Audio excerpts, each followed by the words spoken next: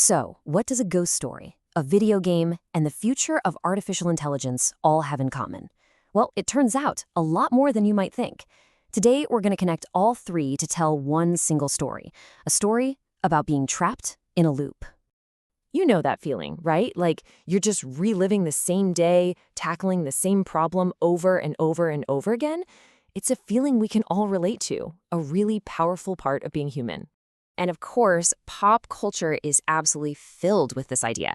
Characters get trapped in time, and they're forced to repeat the same cycle until they can finally figure out how to break it. Okay, so let's really dive into what makes this tick. You see, these loop narratives, they're not just a clever plot device or a gimmick.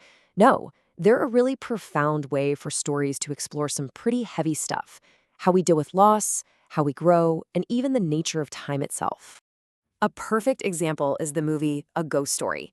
The main character becomes a ghost, right? But he's trapped in his old house, forced to just watch this endless cycle of life and loss play out, completely unable to move on. But here's the thing, not all loops are created equal. In fact, story experts have broken them down into a couple of different types, and this structure really changes what it means to be trapped. So first up, you have what's called a forking path narrative. Now, in this kind of story, it's us, the audience, who gets to see all the different possibilities, all the different timelines. But the character? They have no clue. They're just living one path, completely unaware of the others. But then, you have the true loop narrative. And this is where things get really interesting. In this version, the character knows their inner loop. They remember what happened last time and the time before that.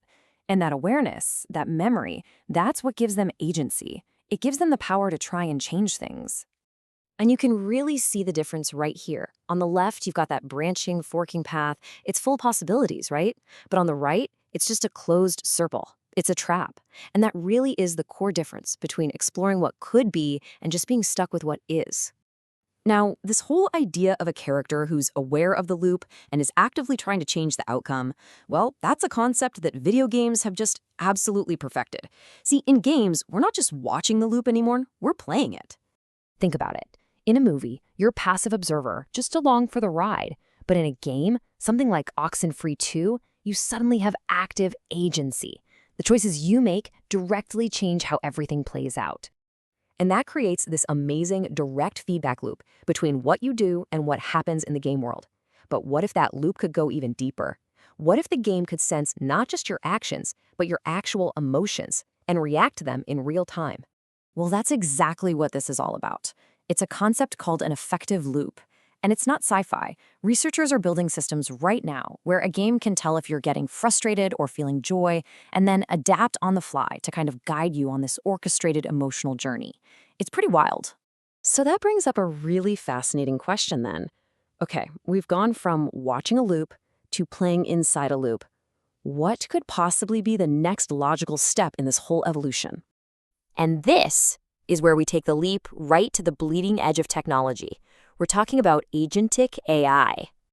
Now, these are not your everyday chatbots, not even close. Agentic AI systems don't just respond to a prompt and wait. No, they act. They have their own goals, their own memory, and the autonomy to figure out for themselves how to achieve those goals. I mean, they can create multi-step plans. They can use tools, your email, your company's internal databases. They remember your past conversations, and they can even modify their own programming as they learn. Essentially, these agents are living and acting inside their own continuous operational loop. And when you give an agent that much power and that much autonomy, it creates completely new kinds of risks. Risks that, frankly, sound like they were pulled right out of a dark sci-fi story. One of the biggest threats out there is called memory poisoning. Because these agents can remember things, an attacker can just start feeding them bad information, little bits of false data, to slowly and subtly change how that AI behaves over time. The AI thinks it's just doing its job, following its mission. But its memories have been totally corrupted to push it towards a malicious goal, and it has absolutely no idea that anything is wrong. And it's not just about memory.